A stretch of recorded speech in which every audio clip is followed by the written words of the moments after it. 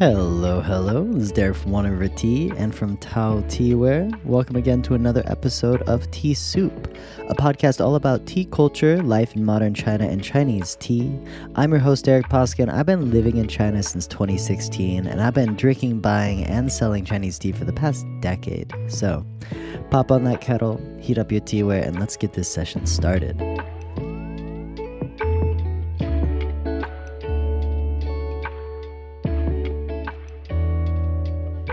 Alright, before we begin, I'm going to give another shout out to Tao Teaware and Dart and the podcast that I'm doing there on YouTube called Between the Cracks.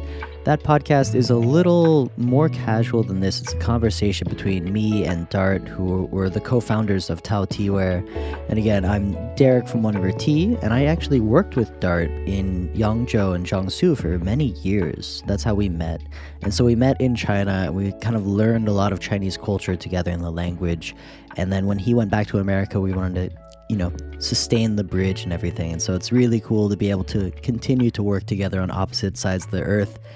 And if you're interested in how that works, how running a business from two sides of the earth work, we talk about it in Between the Cracks. So hop over there if you're interested in a little more casual conversations about tea, teaware, tea culture, and just the video aspect of it definitely makes it stand out. So again, let's get back to this episode of Tea Soup. If you recall, in the last episode, I talked a lot about Dansong Oolong. In this episode, I'm also, surprised, going to be talking about Dansong Oolong, and I'm still going to be talking about drinking Dansong. And so in the last episode, I focused on how Dansong Oolong is drunk in the mountains, in the Phoenix Mountain Range, on Wudongshan, in the convenience stores in Chaozhou, by the old people, by the young people, by the people who've been drinking tea all their lives, and by the people that are just learning now. I talked a lot about water, the quality of water that they're using for brewing their tea. I talked about the 3 cups, which is really important in Chaozhou. I talked about the temperature of the water that they're using for the tea, the type of the tea, how much they understand about the tea usually, the amount of leaves they use in their gaiwans, and just a fair bit of what it feels like to be on the grounds in Chaozhou. So if you're interested in that, hop over to the last episode and check it out. In this episode, what I want to do is still focus on Dansong, and this will be the last in the Dansong series for now, but I want to talk about how I drink Dansong Oolong, not only when I'm tasting the teas to put up on the website, but also when I'm just drinking them for leisure, like right now during this session, because they're completely different. I also want to talk about what I look for in a good Dansong Oolong, the taste on my tongue, some red flags and stuff like that, the ideal Dansong Oolong, and we'll kind of talk about how aqueous that term is because there's so many cultivars. I also want to talk about how my taste in Dansong Oolong has changed over the years. The Dansong Oolongs I like now are probably not the Dansong Oolongs I would have liked 5 years ago, and we'll kind of get into why that is. I also want to share my tips on how you can find a good Dansong Oolong that you like, because with 200 different cultivars, and price ranges varying from, 20 cents a gram to $3 a gram, this is not an easy tea to get into if you haven't gotten into it yet. And then finally, I kind of want to address some of the market changes I've noticed in the past decade because I've been here buying Dansong from these farmers for so long. I can see these trends, and I lived in Chaozhou for a whole year in 2021, and so I really understand how the Dansong Oolong market has changed. And if you remember my episodes on white tea, I've also kind of done that with Fuding, because Fuding, that market has changed dramatically in the past decade. So again, I want to talk about how you can choose, buy, and drink your Dansong Oolongs in the modern market. So let's get into it. First thing I want to talk about is how I drink Dansong Oolong when I'm sampling it. And this is, people ask me this question a whole lot because it seems, and I have this perspective too, sometimes I feel like a kid in a candy shop when Dansong Oolong comes around because I have, I think, 5 main producers that I buy tea from, and they'll each send me whatever varietals I want. And if I don't specify which varietals, they'll just send me a mash of, 12 different cultivars. And so if you do the math real quick, when Dansong Oolong comes around, I'm looking at least at 60 different types of tea. Usually they'll send me 12 to 24 if I don't really specify, or if I want a different grade of something, they'll send me 2 different grades of the same cultivar. They'll send me different pickings. They'll send me different price ranges and stuff like that. And so usually I have roughly about 100 samples every year of Dansong oolongs that I need to process. And so when you're processing 100 samples of Dansong oolong and you want to find out which ones are the best, not only for the price, but the taste and the quality and the cultivar and varietal, this is very, very complex and very detailed. You have to take a lot of detailed notes. You have to have your own process, your own plan, because also not only am I looking at which ones stand out, I have to figure out how I'm going to sell them, how I'm going to market them, how I'm going to group them. I'm trying to make sure that all of my producers feel like they're getting a little bit of my money so that they, keep giving me the good deals next year and I don't just totally drop off from them. I'm also trying to do this relatively quickly because usually by the time Dansong oolong, the roasts all come out, people have been asking me about Dansong oolong for months. Because it was harvested in April. We talked about this. It was harvested in April, and then they process it, they sort it, they roast it, they rest it, and then usually by late June, at the very earliest, you start seeing these Dansong oolongs come out, but it's usually not until the Mid-Autumn Festival, which is right around the autumnal equinox, that you get the full range of teas. However, there is another added problem here because some of the highest quality teas, some of the best finds for the year will sell out before you hit the autumnal equinox. And so people like Wen Zitong, people like Master Wei, I tried to buy a tea from Master Wei this year. I sampled it, I liked it. I messaged him 2 days later after I sampled it, and he's like, somebody came and bought the whole stock. And I was like, oh, okay. And this is still, a month before like the autumnal equinox. So some of these smaller producers that don't produce a lot of tea, and sometimes if there is a really true gem for the tea for the year, and I actually did this with Wen Zitong, I had his Ba Xian, and I was like, I really like this. How much do you have? And he was like, oh, I have like 6 kg or whatever. Some of it's already promised to other people, and I was like, I will buy whatever you have left of this tea because it's great this year. And he's like, really? And he's drank it again. He's like, okay, you're right. Like, let me send it to you. So anyways, getting back to my point here, I'm also operating under a serious time constraint between when the teas are available and when I want to make the purchase, because if I wait too long, the best teas won't be available. If I wait too long, I can't get them up on my website in a reasonable amount of time, and so I do have to process, 100 Dansong samples relatively quickly. And so I'll kind of talk here how I do that, and it gets a little confusing. I think you have to really understand Dansong oolong. So let me take a step back real quick and reiterate something. There are over 200 different cultivars of Dansong oolong, and these are all very distinct. These are all, I can taste the differences. I'm sure you can taste the differences too. The producers make them in a different way. They accentuate different aspects of it. And so with these 200 cultivars, it's really, you have quite a lot of choices when you're sampling teas. However, after selling Dansong oolong for 6 years, I know there are certain cultivars I want to buy year after year, right? Everyone needs a Milan Shang. Everyone needs the Yashi Shang. I really like the Ba Xian, the Dongfang Hong, the Huangzhi Shang. I like the Yelai Shang. I like the Guihua Shang if I can get a good Guihua Shang. And I know certain producers have really good Guihua Shangs or really good Tongtian Shangs. And so every year from Liao, I always try and get their Tongtian Shang. And in my mind, I'm already going into the season saying, okay, I'll get the Tongtian Shang. And so I have the short list of the teas that I want before I even sample anything, of the teas I want from the producers, because I know this producer makes this cultivar well. One difficulty here is that all the producers pretty much make most of the cultivars I want. Some of them won't have certain cultivars just because of their land and everything, but it's usually behooves them to grow as many cultivars as they can. And so if I really want to, if I'm dissatisfied with one sample from, say I'm dissatisfied with the Guihua fragrance, the osmanthus fragrance from Liao, I can ask Miss Chen, oh, do you have a Guihua fragrance? And she says, yes, I have two different grades. And I'm like, okay, send me those. And so really I have my short list and I work from it. And then if I find teas that, don't meet the measure that I want, I'll start asking around. I'll look at their other samples.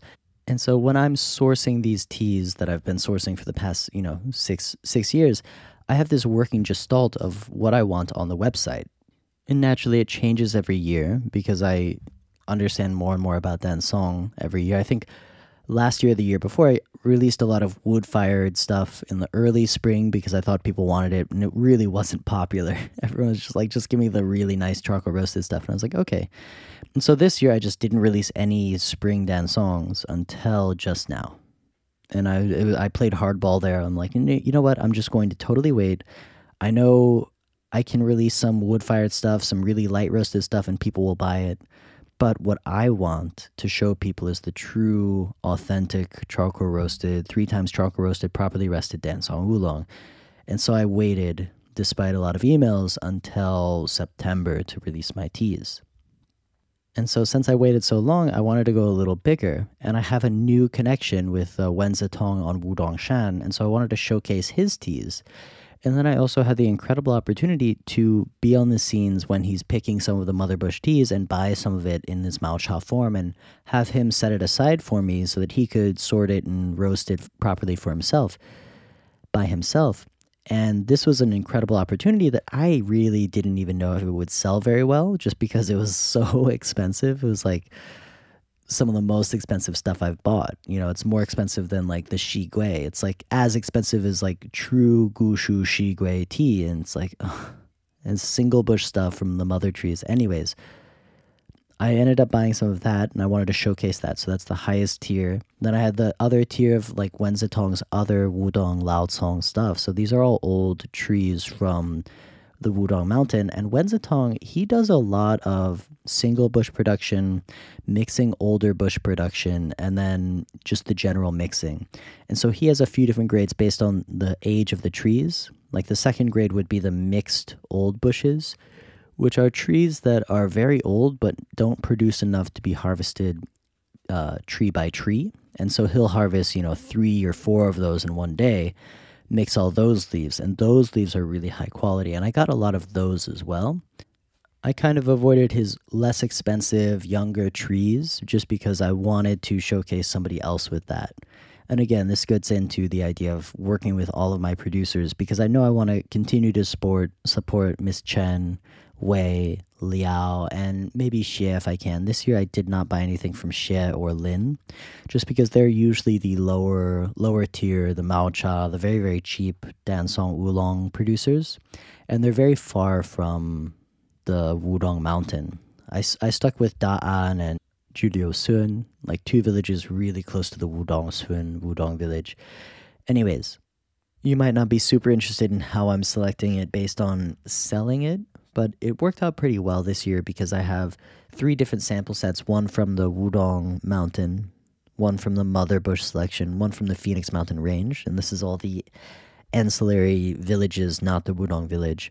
And the price ranges are pretty perfect, where the Phoenix Mountain sampler is usually about 50 cents per gram for the teas. The Wudong Reserve is about $1 per gram, and then the Mother Bush is about $2 per gram. And we'll get into this kind of breakdown of what you should be spending on your tea, what you probably want to spend on your tea, what's a good price range for you.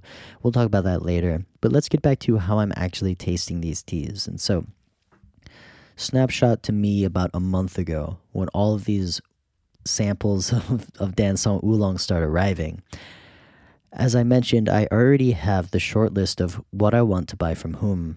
And so what I'll do is, if I want to get a Gui Hua fragrance from Miss Chen, I'll also ask some other people for the Gui Hua fragrance. And so I'll have a Gui Hua from Chen, from Wei, from Liao.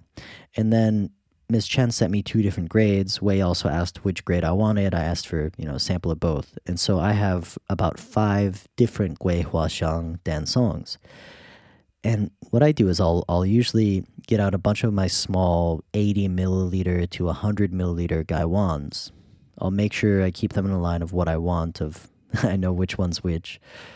Because for me, I don't really necessarily need to do a blind tasting here, because personally I feel pretty unbiased, where it's like, I don't care if this one is way more expensive. I don't care if this one's way more cheap. I can still understand it based on the maker, the price, and the tea.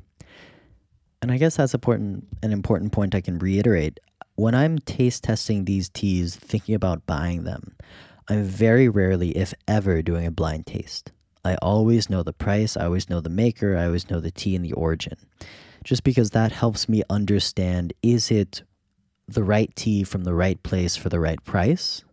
Is it above the quality? Is it below the quality of what I'm expecting? And I'm kind of building this codex of what you should expect from different regions. Because, if I'm comparing a Wudong Milanshang to a Phoenix Village Wudong Milanshang, the prices should be, 10 times different, and the taste should be relatively different as well. Anyways, back to the Guihua story, the osmanthus fragrance. One thing that's really important for me when I'm tasting Dansong oolongs, and you'll see it in the tasting notes, is the shape and the smell of the dry leaves, the warm dry leaves in the gaiwan. And so what I'll do is I'll heat up all the gaiwans, I'll weigh out all the teas first, keep them out of the gaiwans, I'll pour hot water into the gaiwans, pour the hot water out, and then put all the tea leaves into the warm gaiwans, put on the lid, and let them sit for like 30 seconds to a minute. And then I'll just begin smelling the dry leaves. And this, for me, I love this part of the drinking the dansongs. It's not even drinking the dansongs, but it's interacting with them in a different way.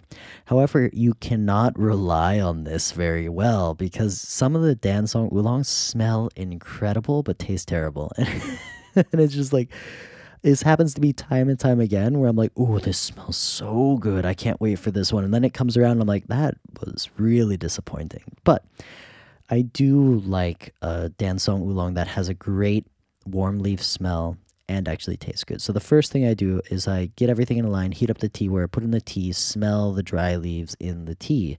And I make a couple notes of which one has a peculiarly beautiful smell, which one is kind of lacking, which one's sour, off, whatever, which one I smell the roast on. And then I'll start doing flash infusions. And so I usually start with one at a time, just because with Dansong Oolong, if you pour hot water into every single one of the gaiwans, by the time you're back to the first one, it's been about 10 seconds and it's probably already oversteeped. And so I'll just do it attentively one at a time. So I'll pour hot water into a single gaiwan, pour it out. Gaiwan, pour it out. And so then I'll have the 5 rinses. And one thing I do is I actually keep the rinses for this. So I keep the rinses. This is what I'm getting into. My idea of tasting is called the linear tasting. And I don't know if there's a term for that. I don't know if I'm using this term wrong, but that's how I always view it. A linear taste, where I do the rinse into 1 cup. And then I'll do the first infusion for everything, and I'll pour it into another cup. Second infusion, pour it into another cup. And third infusion, pour it into the 3rd cup. So if you can imagine my desk at this moment, I have 5 gaiwans and 20 cups filled with tea.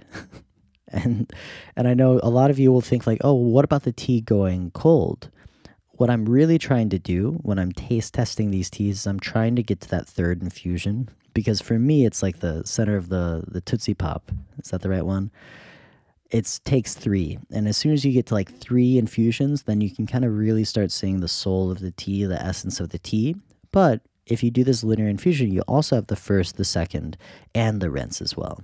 And so what I'll do is I'll start sipping on the 3rd infusion, and I'll see which ones actually perform, which one's lacking. And then if I isolate, 2 or 3, then I'll start getting into the other infusions, the 2nd infusion, the 3rd infusion. I'll even sip the rinse, because the rinse for a freshly roasted Dansong Oolong can tell you a whole lot about the roast. It can tell you how fresh the roast is, how deep the roast is, how melded the roast is, because sometimes you'll drink the rinse off of a Dansong Oolong and all you get is the toast.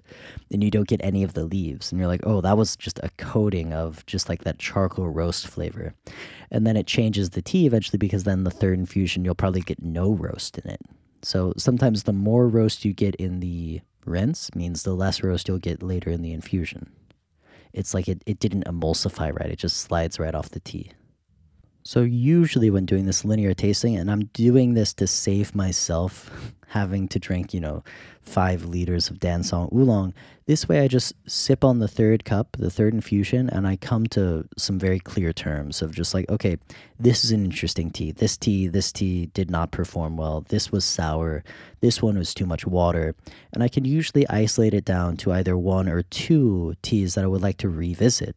And so then usually what I'll do is I'll move everything else out of the way, and just do a side-by-side comparison for the rest of the infusions. And then if I need to, I can even go back and sit down and do a regular brewing infusion session with that tea. But this is how I really save time when I'm processing hundreds of different samples. I'll isolate it by cultivar, and I'll know the prices, I'll know the vendors, and I'll just sip through all of them really quickly and then say, this is the clearest expression of the Gui Huashang I have. Actually, one ironic point of this story is that I did not like any of the Gui Huashangs this year, any of the osmanthus fragrances, and so I didn't include it. And so I drank through these like 5 different teas, and then I was like, none of them are really what I want out of the osmanthus fragrance. And so I pivoted, and I went to the You Huashang, the pomelo flower fragrance instead, which Wei gave me a really good one of that. And so, as you can see, this is my process for going through hundreds of cultivars, 5 different producers. What I'm doing is I'm isolating it by cultivar, and I'm drinking through those. And I have the short list of the cultivars I want to carry this year. Though some years you'll get a really surprising cultivar that just really blows you away. Like I mentioned the pomelo flower fragrance. That was the first time I've really tasted one that I really, really enjoyed. And so that came out of left field, and I was like, this is a great sample. And so it filled the spot where the osmanthus fragrance was going to be. So deciding on which teas I want to carry for the year is only the first part, because then I have to drink them, do the product descriptions, do the tasting notes, which I don't know if you guys have seen the tasting notes for One River Tea, but I feel like I've gotten pretty good at it. I can kind of get into the mindset, and the more you train yourself to pick out notes, to be like the sommelier, the more you can kind of see and build that web of fragrances and smells. Because what's really interesting is I remember listening to a Huberman Lab podcast recently about the sense of smell and how important it is and how closely related to the neuroscience it is. This was just a really mind-blowing episode about human olfaction, and his guest was Professor Noam Sobel, who teaches at the Weizmann University in Israel, I believe. And they talk a lot about doing really interesting research experiments involving human tears, about following scent paths like dogs. It's really fascinating, and you kind of learn a lot about how closely related your neurology is with the sense of smells and the world you're interacting with around you. And so as a result, I think it's really fascinating to kind of put this knowledge into practice with our tasting notes and our smelling notes for tea, and then from tea through the rest of the world, because as you're kind of building your palate, your verbiage, your language for smells, you have to go out into the world and smell other things. You have to be like, okay, what does a gardenia smell like? And you just go to a flower shop and you sniff around and you're like, okay, this is what lily smells like. This is a gardenia. I'll remember this. And like you start looking for different smells and you put it in your word bank, and it almost becomes like a quest. At least that's how I've been growing my sommelier language. And so one big takeaway from this podcast is the fact that humans actually do have as developed sense of smell as dogs do. But one of the big drawbacks is the fact that we're not actually taught how to identify different smells in the same way we are with vision, with color. And so when we're very young, even though we see slightly different shades of red, we know that this color is red, right? And so maybe the red I'm seeing is different from the red you're seeing, but we both agree that it's red. We don't have any type of universal agreement on smells, right? Like what smells good, what smells bad, what is a rose fragrance. And so I'm thinking like, okay, like the more you can train yourself to be like, this is the rose fragrance, and you can smell it in different places, not just on roses, I think that really helps you get this vocabulary you'll need if you really want to do professional tasting notes. And it's one thing I've grown to enjoy. Like when I can really pick up a really distinct fragrance of, like I think it's like creamy cinnamon on like an oolong, or actually it was the creamy cinnamon. Somebody mentioned this on the Baimudan, on the white peony. And I was like, that's exactly the fragrance I got too.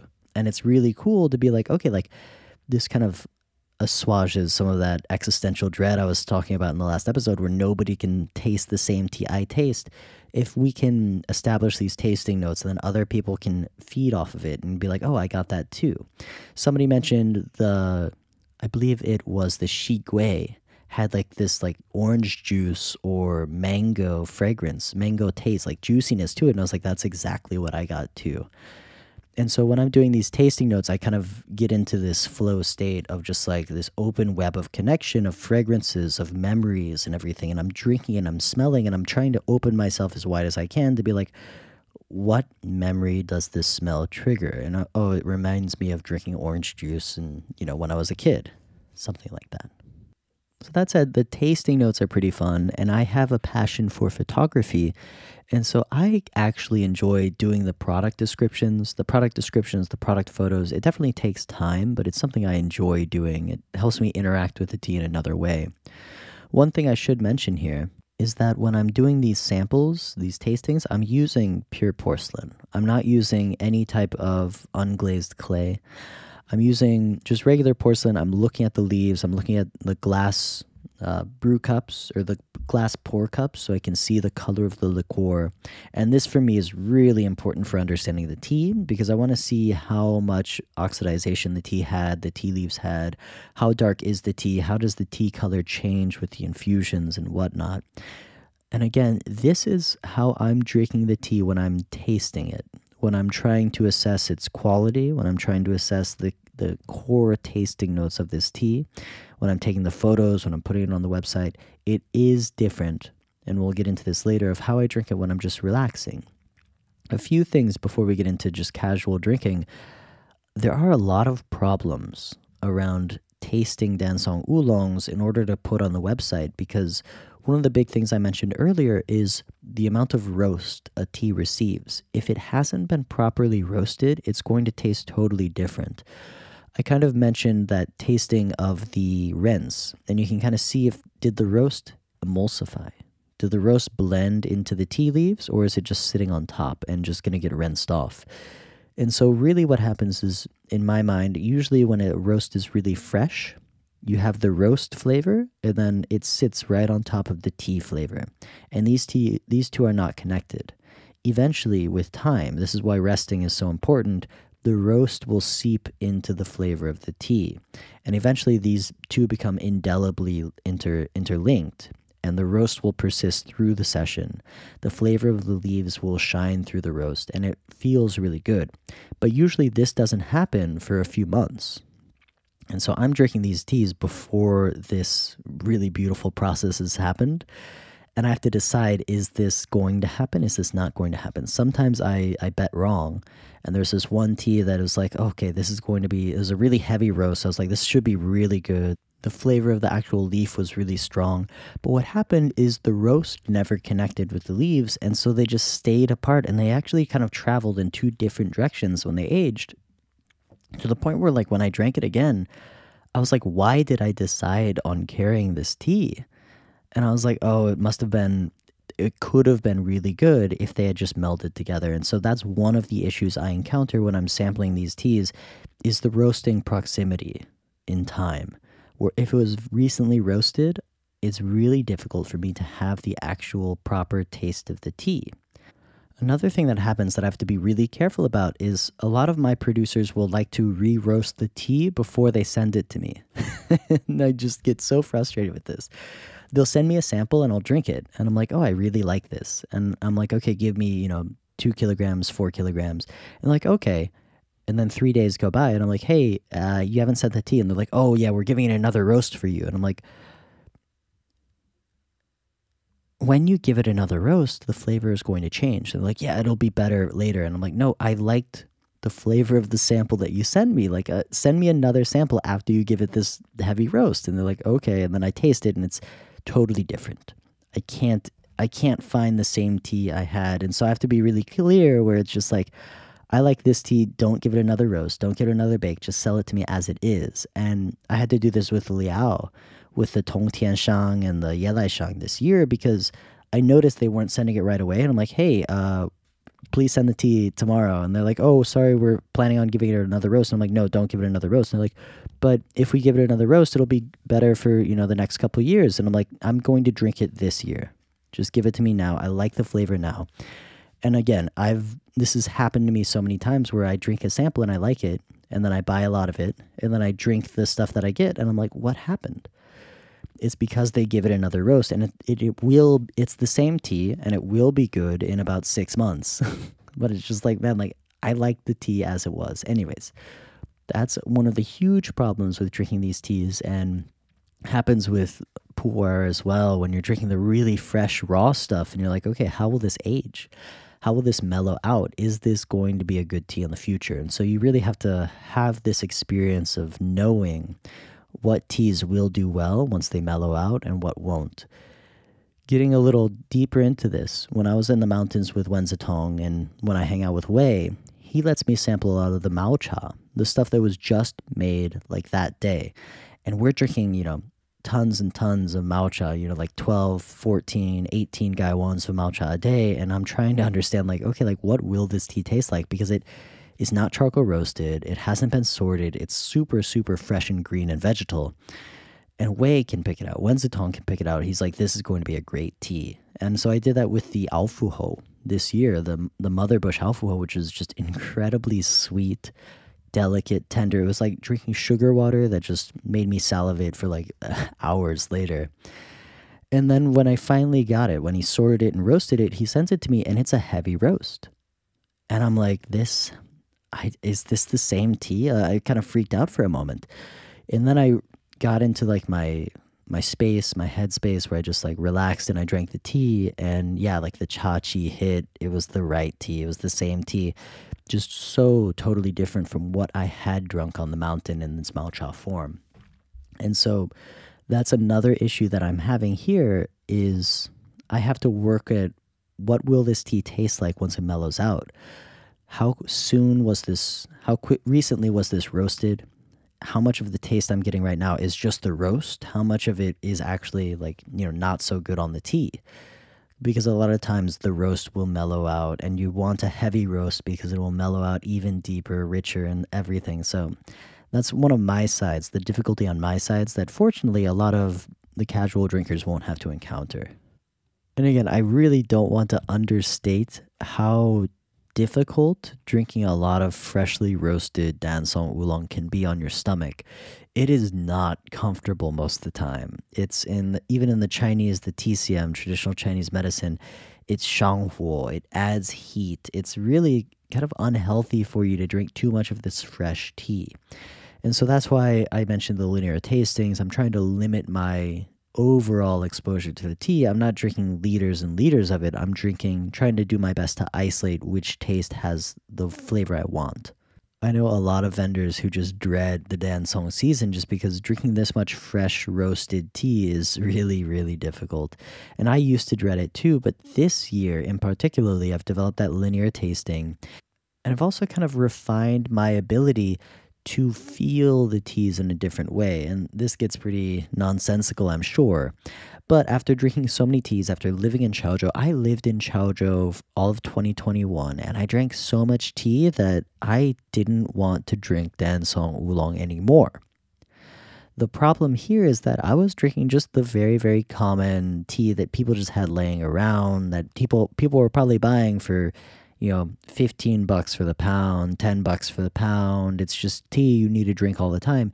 That's very low quality tea that's hard on my system. And I drank so much of that I didn't want to drink Dansong Oolong anymore.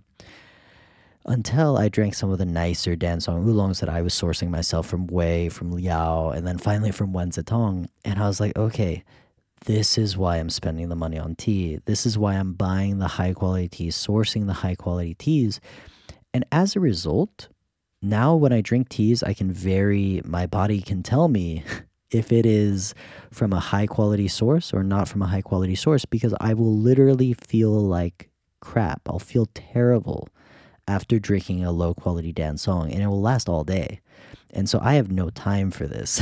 And so as soon as I'm like drinking a tea, even if it tastes great, even if it smells really good, and then it makes my body feel terrible, I pass. I set it aside.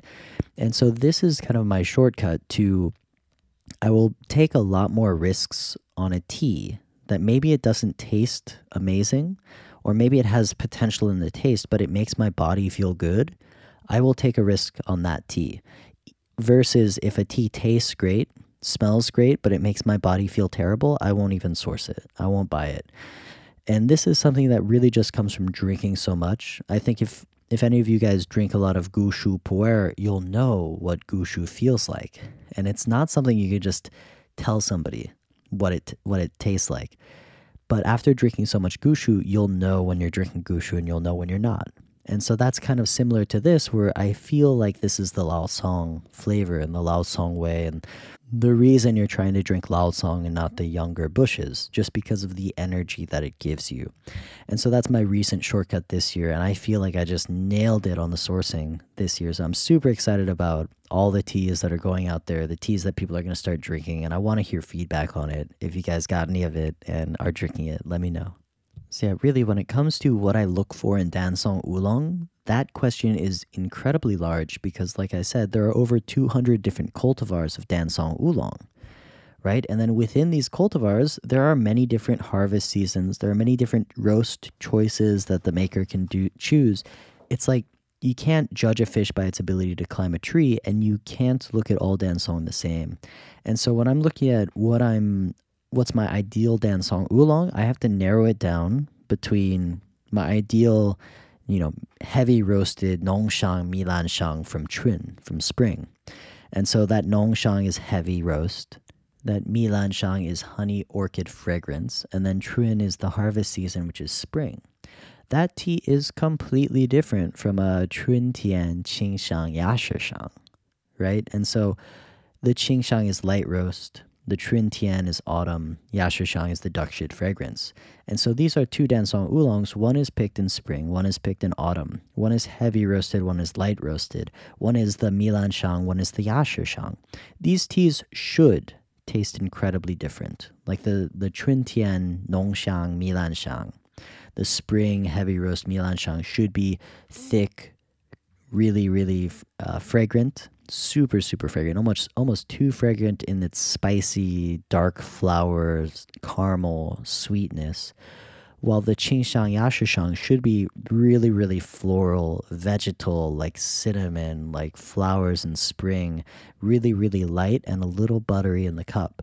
And it should brew up really, really pale, while the Milanshang should brew up really, really dark. And so these are just an example of two of the most common cultivars, but they're totally night and day based on their processing. And so if I were to say, what do I look for in a Dansong Oolong? I look for a tea that makes my body feel good. Like that's the only overriding universal rule that I have here. Between that, I have to look at it based on its cultivar, based on its roast type, based on its harvest time. And for me, I'm always looking for the iconic, the platonic version of a certain cultivar, like the Yashishang, the duck shit fragrance. For me, that should be the really creamy, buttery vegetal thing. It's like mashed potatoes and stewed nettles. It's so rich and vegetal and umami flavored. While the Milanshang should be a really nice, dark, twisted fragrance of cinnamon, of flour, a little bit of licorice, and it should be thick in the mouth and really, really mineral rich. And I feel like I nailed both of those in the sourcing. They're from Miss Chen, and I'm just super pleased with them. That Milanshang, I'm super surprised because this year is not an expensive one, but it just got me thinking about it for the rest of the day. Like I drank it, then I was like going out and I was still just had it on my tongue. I was still thinking about it. I'm like, I want to go back home and drink more of that. And so I left whatever I was doing pretty early and had another infusion of it. I was just like, this was a really good Milanshang this year. So it really tells you price isn't everything. And certain cultivars, certain things from different regions will have a different price tag. And so I'll start getting into how you can find out what you want for yourself. Because these price ranges are huge. And they tell you a whole lot about the tea, about the quality of the tea, and what you can expect out of it. One thing that you should really be careful of is price almost always, if the vendor is being honest, directly reflects the quality of the tea. I met this guy, I think it was a Belgian guy, in a hot springs, in one of those mythic dollar hot springs, open public hot springs in Taipei. Up north of Taipei, it was a small kind of suburb called Beitou. And so I got there from the subway and a bus, and it was one of these really cool, epic, legendary things where it's like there's these beautiful dollar hot springs that everyone goes to back before the, running water and baths were a thing. This is how people would just, clean off every week or so. And I managed to find it. It was kind of difficult to find, but I get there and I see another foreigner, a Belgian guy, and we're talking. He does business in China, and I started talking about tea, and he starts talking about sourcing metal tables for like restaurants and stuff. And he was like, the thing about doing business in China is that they can make any quality thing for any price range. And so if you want a table for let's say $12, they can make a table for $12. If you want a table for $10, they can make it for $10. If you want it for $7, they can make it for $7. If you want $2 tables, they can make $2 tables. The difference here is the quality. It'll be a $2 table, right? It'll be a $12 table. And so you can literally, it's not like you're bargaining for like, oh, I'll get a better deal on this. No, you're bargaining based on like, how cheap can I make it and still get the result I want? And I feel like with tea, a lot of times this is what happens with the price ranges. And this is why I don't tend to barter or bargain very much with my producers, because I was talking to Wei very honestly about this. He had this Xingren Shang for, more than I wanted to spend on it. And he was like, oh, if you want, I was like, that's a little expensive. He's like, well, I have this other tea that's cheaper, Xingren Shang. I'm like, why is it cheaper? And he's like, it just didn't taste as good. It was picked more on a rainy day. And I'm like, oh, so it literally isn't as good. It's not like you're giving me a better deal on the tea. It's just the only time I get better deals on the tea is if I buy, more quantity. But if I'm trying to find like, okay, like, can this tea be a little cheaper? Like, yes, he can find cheaper tea that he can sell me. So the point here is that if the vendor is being honest, the price should directly correlate to the quality of the tea usually. Another thing that correlates to the quality and the price is the region, right? If it's really from Wudong Mountain, there's a certain level of price that you should expect. If it's below that price, it's probably not from the Wudong Mountain. Just using some common sense here, right? If it's Lao Song, if it's Old Bush, it should probably not be below a certain amount of money. I don't really want to go on the record and say universally this is what you should expect out of it, but for my site and the stuff I'm sourcing, the Old Bush stuff is usually right around $1 a gram, maybe between 80 cents and up, depending on where it is. If it's from the Wudong Mountain, it's usually right around $1 a gram for the Wudong Lao Song stuff. If it's from extra regional, maybe you can get down to 75 cents a gram for the Old Bush stuff. Like Wei has some really old bushes, and sometimes his prices are pretty reasonable. If you get into the Phoenix Mountains, stuff that's really further away from the core region, this is when you can start getting very inexpensive teas, but you have to be careful of the quality. This is the kind of teas that will wreck my days if I have the bad one. But sometimes you can have a really good one from a garden that's kept relatively clean, that's made pretty well, roasted well, people took care of it, and it's still cheap because it's not from a core region, but it's still made with attention. I understand one difficulty in buying teas as a customer is not having access to all of the information. A lot of people, they don't provide all the information. They're unclear on certain aspects of it. They'll say things like, oh, it's from the Phoenix Mountains. And we discussed previously, the Phoenix Mountains is a massive mountain range, and the core region is very, very small, right? Or it's like, oh, it's from Wudong Mountain, but it's very cheap. And it's like, well, that's probably not possible. And so when you're doing your own research and trying to buy Dansong Oolong, kind of keep in mind the price usually reflects the quality. Certain things should be a certain price, right? If it's Old Bush, if it's from Wudong Mountain, if it's actually from Wudong Mountain, you're probably expecting about $1 a gram. If it's single bush, this is when it gets up to, $1.50 a gram, $2 a gram. If it's Mother Bush, I've seen Mother Bush go really, really high, right? And so like the Mother Bush we're getting from Wenzitong are his Mother Bushes. They're not the origin point of the entire varietal on the entire mountain for all of Dansong. Like those bushes are either dead or they are forgotten or only harvested for a certain amount of peoples.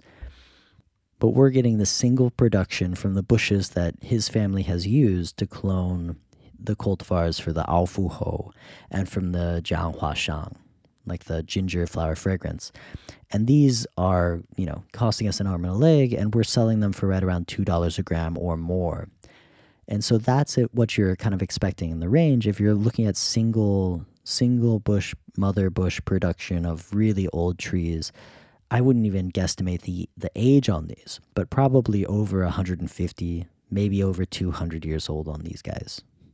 There's a good saying in Chinese, 一分钱一分货, which is like 1 part money, 1 part value.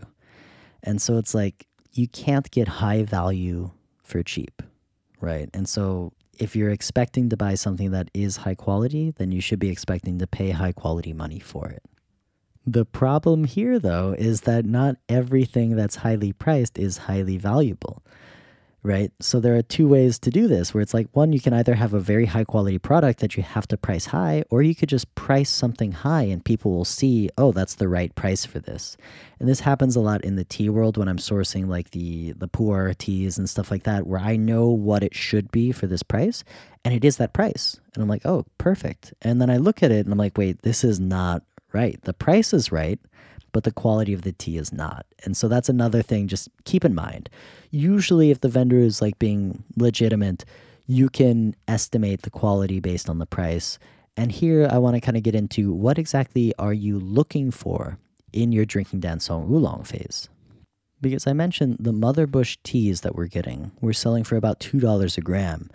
However, when I'm drinking the mother bush teas, I'm not looking at the fragrances. I'm not looking at the subtle, complex flavors of the tea soup. I'm not looking for a dramatic, dynamic brewing experience. I'm looking at the chachi. I'm only looking at the body sensation. I'm looking at how it stimulates my tongue, how it feels on my body as I'm drinking it. And so if this is not what you're looking for, then you don't have to spend $2 a gram to get this. If you want an exciting tea, a tea that's super fragrant in the cup, that changes with every infusion, that fills your entire room with this perfume of, charcoal roasted floral fragrances, then you can get the cheaper teas, because these are powerful teas. These are strong, fragrant teas. And I would definitely suggest that Phoenix Sampler, because you get a wide variety of different cultivars. And usually these cultivars I pick them out to be iconic of the cultivar, and then also very engaging and dynamic brewing. As soon as you get above like $1 a gram, then you start getting into these more subtle notes of body sensations. And so if you're interested in the body, like the cha-chi of a tea, then maybe you should be spending the money on higher quality teas. But if you just want a nice, engaging, interesting session, go for the cheaper teas. Because for me, I've changed a lot of my journey. When I first started, I wanted those really strong, fragrant, powerful teas. And then I hated Wei for his really, really Dan. I thought the Dan is like the weak, the light teas, because all of his teas at that time were really light. And I'm like, why aren't you roasting them stronger? Why are they not fragrant? And then I came around after a year or so where I'm like, wow, your teas, though, make me feel really good. And he's like, yeah, they're old bushes. I'm like, okay, now I'm starting to understand it. And this kind of reminds me of a Zen saying, and maybe you've heard it. When I first started studying Zen, mountains were mountains and trees were trees. After studying Zen a little bit, mountains were no longer mountains and trees were no longer trees. Now that I've realized Zen, mountains are mountains again and trees are trees again. And this kind of comes back to the idea of find your bliss where it is. If it is in the cheaper Milan Shangs like mine was this year, that's great. Celebrate, because then you can spend, 35 cents a gram and get something really good. If your bliss is that really high quality, body tingling, mother bush Dansong Oolong, then yeah, spend the $2. Again, it doesn't necessarily mean one is better than the other. It is all about what you're looking for in your tea session. And so again, don't let other people's opinions change you too much. Develop your own taste, develop your own palate, know what you want out of your tea and get it. And if it is the more fragrant, cheaper teas, then celebrate, because you can save a lot of money and have a great time. On that note, though, I have noticed a definite price hike in Dansong Oolong since I started sourcing back in 2016. The price has gone, I think, maybe 2 or 3 times is what it was. And I'm doing this based on what I considered was a good quality tea. I could get easily 60, 70, $80 for the gin, which is like 500 grams. But now the same type of quality teas I'm looking for, especially from like whey and stuff, are easily 2 or 3 times that. And I'm just like, I can't get back down to the price I was getting it at the beginning. I remember when I first started buying these teas, I was selling them $7 for 25 grams. And now there's no way I could do that for most of the teas. And the question is, it's still the same quality, I would say. I don't think that I'm buying higher quality teas now. I think what was happening is I was buying high quality teas then, and the price was just lower. And so that's the question, what happened? Why is this? And I think I have two main theories. One of them is that Dansong now is not more expensive than what it should be. Dansong is now getting to the point of what it should be. If you remember the recent episodes on making Dansong Oolong, you know it's one of the most time-intensive, labor-intensive teas in the Chinese market right now. And so as a result, if labor equals value, right, then it should be worth almost more than any other type of tea. But value comes from a lot of other things, and labor is cheap. That's the unfortunate thing. And so I think what we're seeing here is this overthrow of that idea where it's in the past, Dansong Oolong, the labor involved with it, it was underpriced. It was not the cost it should be. It was, I dare say, exploitative labor of these people that are living on the mountains, selling their teas, not just to their village or their city anymore, but to all of China, and in fact, all of the world. And once you open the market into all of the world and all of China, things get a little different, because then we're looking at a global economy, and what might be a reasonable price for labor in this small village in China is not, absolutely not, a reasonable price of labor in a larger city, in a modern city, like in Shanghai or in Berlin or in New York City. Like, the labor cost that goes into these teas are insane and huge. And to expect them at a low price is to expect exploitation. And so here what we're getting at is the price is rising and meeting kind of this more global, reasonable standard for the amount of labor involved. The second thing that really probably sparked the keg on this is the fact that in 2019, I believe, the chairman Xi Jinping went to Chaozhou. And there's this big scene of him drinking the tea and saying Dansong tea is good. And it's really hard to explain if you don't understand modern China and how this all works, how powerful just one sentence from the chairman can be. I live in the city Yangzhou. He came to Yangzhou one time and said, Yangzhou是好地方, which means Yangzhou is a good place. Now I see that everywhere. I see it on banners. I see it on all the advertisements. I hear people say it when I travel, and people say, I'm like, oh, I'm from Yangzhou. And they'll say, oh, Yangzhou 是好地方. And they're quoting him word for word. And it's becoming, it's law now. It's truth now. And so when he goes to this small village that's creating this, at relatively unknown tea in China, the Dansong Oolong, and he praises it, and he says Dansong Oolong is good tea, it's huge. And so everything just from there exploded, and now it's finally getting to that price where I think it is a little more reasonable. I am still upset about the price hike, but again, as I said, seeing the labor involved, it makes me feel a lot better when I'm sourcing and selling these teas. So that brings me to my next point for you when you're looking at buying tea. This can be really cost prohibitive if you're looking at buying the really high quality Wudong Mountain Motherbush teas and you don't know what type of tea you like yet. And so my highest suggestion would be find out what you like. Find out what cultivar, find out what style you like. Do you like the heavy roast? Do you like the light roast? Do you have a history of liking this cultivar? And so the first thing to do is just drink a lot of different types of Dansong Oolongs, and you can do this on the cheap. You can do this on the cheap and then find which one kind of strikes your fancy and then start pursuing it. Because like I mentioned, there are over 200 different cultivars of Dansong Oolong, and there are so many different vendors. Here's another thing. If you like the taste of a vendor, you can follow them. Because that's one thing I've noticed, and I want to objectively say like, oh, like I source good quality teas, but no, like what I do is I source teas that taste good to me. And people have different tastes. And so if you can identify with the taste of a vendor, then you can kind of trust what that vendor is going to source is going to be pleasant to their palate and probably pleasant to your palate. And that's where a lot of people are taking the risk on the pu'er teas that I've never sourced before and I'm only starting to source now. And I have a very clear palette of what I expect out of the pu'er teas. And I think that translates pretty well as well. And so if you're new to the Dansong world, find a vendor with a sample pack. Hello, that's me.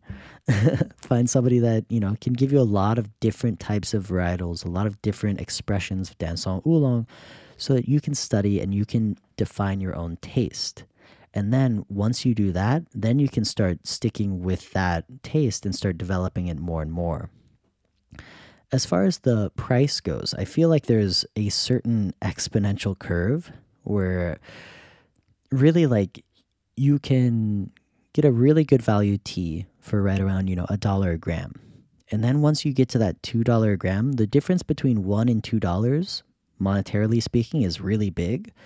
But I think value and taste and sensational speaking, this is the difference between, an old bush that's probably like 80 years old and a mother bush that could be like, around 200 years old. The difference in taste and feeling there is maybe not worth $1. And this is just me going on the record and saying, like, I personally feel that there is this really nice kind of like bell curve that's worth it.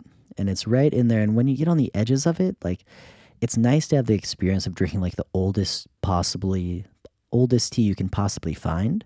But at the same time, is it worth that much more than the Lao Song? And so for me, I personally prefer the Lao Song, the Old Bush, the Bashan to this Mother Bush stuff, just because even me, when I'm sourcing it, I have this hesitation to drink it because it's so expensive.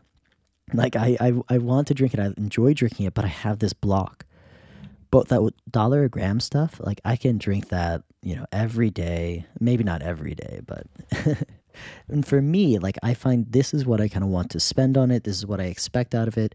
And I feel like there's this drop off, this diminishing return. The higher priced you get, the higher quality you get, where it's, it doubles in price, but does it actually double in value?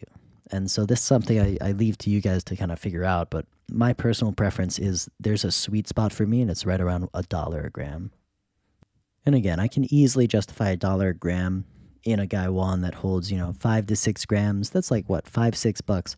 I spend that much money on a Starbucks coffee. I spend that much money at a bar for a beer. And the difference here is with tea, you can share it with so many people. It occupies a certain amount of time. It is innately meditative, calming, relaxing, and has so many different experiences. And you're in total control of how you want to express that tea. And so for me, I get a lot more out of that than I would if I just go to a place and they make me a drink.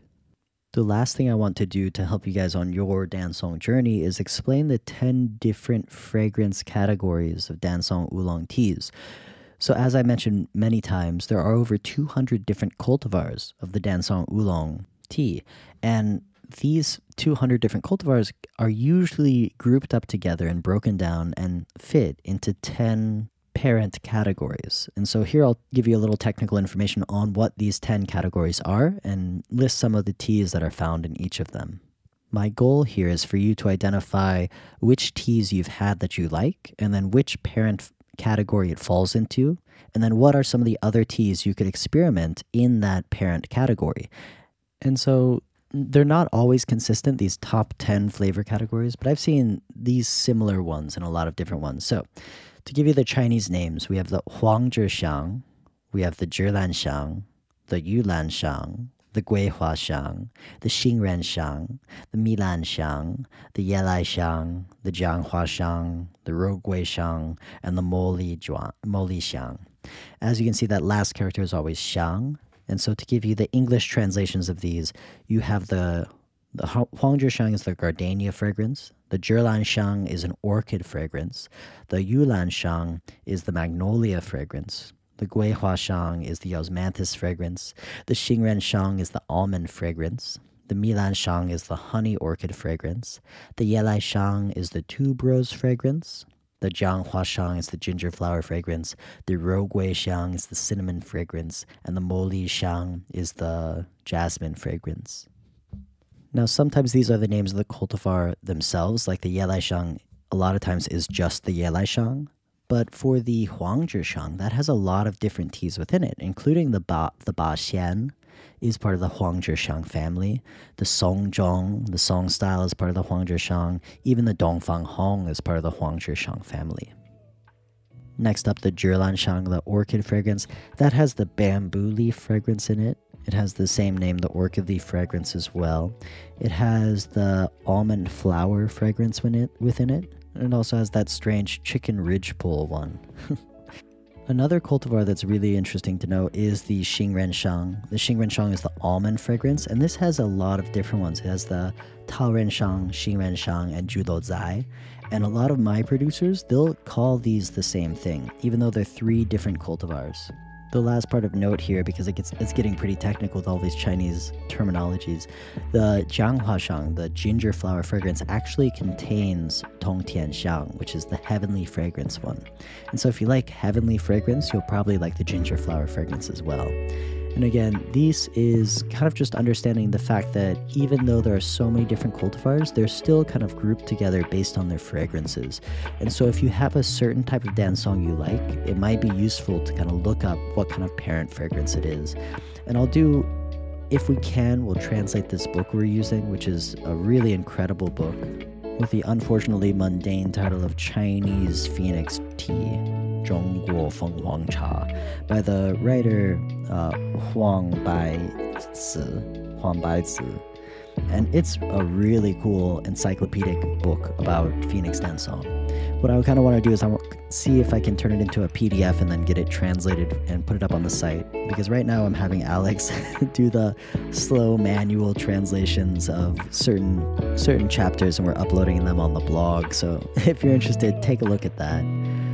So that draws this session to a close. This is my last podcast for the moment about Dancong Oolong. So if you have any questions, send me an email, hit me up on the Instagram, OneRiverTea, admin@OneRiverTea.com. Again, this is Derek from One River Tea, and yeah, I've been sipping on Wen Zitong's Wudong Mountain Dancongs this whole episode, and I totally love him. I'm so happy with this producer, so happy with this quality of tea. And again, my sweet spot's right around $1 a gram, and so that's what I'm sipping on. I hope you guys can learn a little bit from this episode and kind of develop your own taste for Dancong Oolong. Maybe improve your olfactory senses and your verbiage there, your language. Go out to a flower shop if you can, smell some stuff, flip over a rock, figure out what that smells like. Just do some experiments. All right. Thanks for joining on this episode of Tea Soup. Until next time, maybe next time we'll get into yellow teas with Alex. So until then, guys, brew happy.